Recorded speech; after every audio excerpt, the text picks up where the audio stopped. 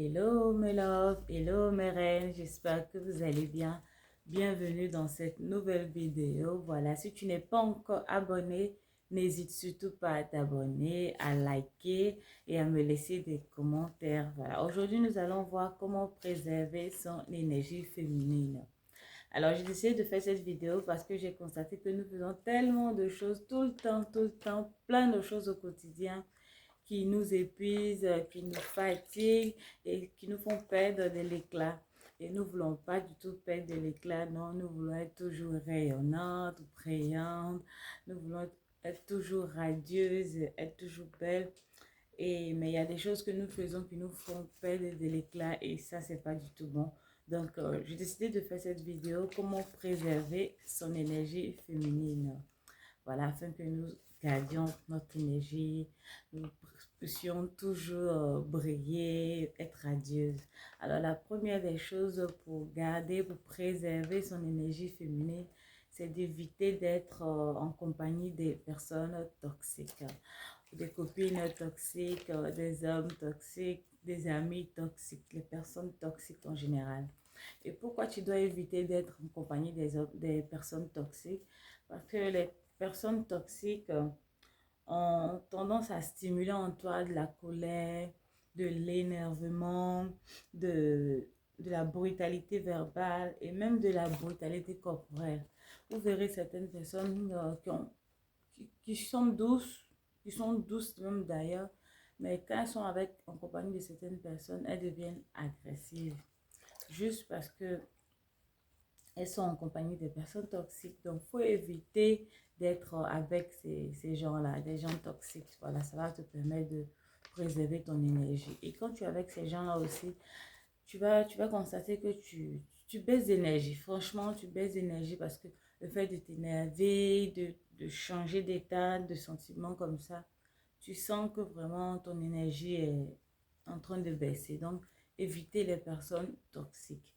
Alors, la deuxième des choses, c'est organiser son espace de vie. Il faut apprendre à organiser son espace de vie, c'est-à-dire sa maison, rendre sa maison toute propre, sa chambre propre, ranger ses affaires, ranger ses meubles, ses objets. Tout doit être à une place bien spécifique, bien propre, bien propre. Il faut que quand on rentre chez toi, on ait l'impression qu'on est dans une maison témoin, tu vois, tout est vraiment rangé, bien repasser ses affaires, ses bijoux, tout doit avoir une place bien spécifique.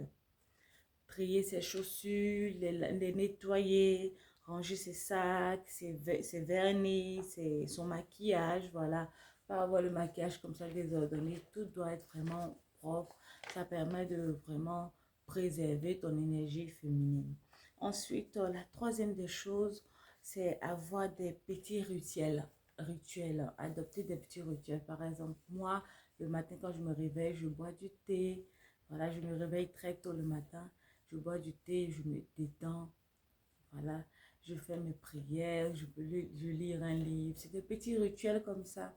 Tu peux prendre, si tu te réveilles tous les matins, prier. Après ça, prendre un moment pour méditer. Tu peux boire du thé comme moi ou du café. Tu peux aussi, je sais pas moi, faire du sport les matins. Tu vois, tu peux faire le sport tous les matins, pardon. Tu peux aussi aller marcher si tu es dans un quartier bien sécurisé. Tu peux te lever tous les matins, aller marcher ou tous les soirs aller marcher.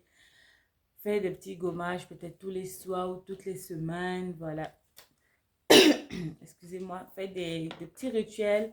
Tout ça, ça permet de préserver ton énergie féminine. Tu vas voir que ça va améliorer ton énergie. Tu vas te sentir plus radieuse, plus épanouie, moins stressée, voilà, par la vie en fait. Ensuite, la quatrième des choses pour préserver son énergie féminine, ce sera de faire quoi? S'équiper de matériel ou d'électroménager, d'appareils ménagers, voilà. Quand tu as des appareils chez toi, ça permet de préserver ton énergie féminine. Pourquoi? Parce que tu seras moins fatigué. Tu seras moins fatigué, par exemple, dans la cuisine.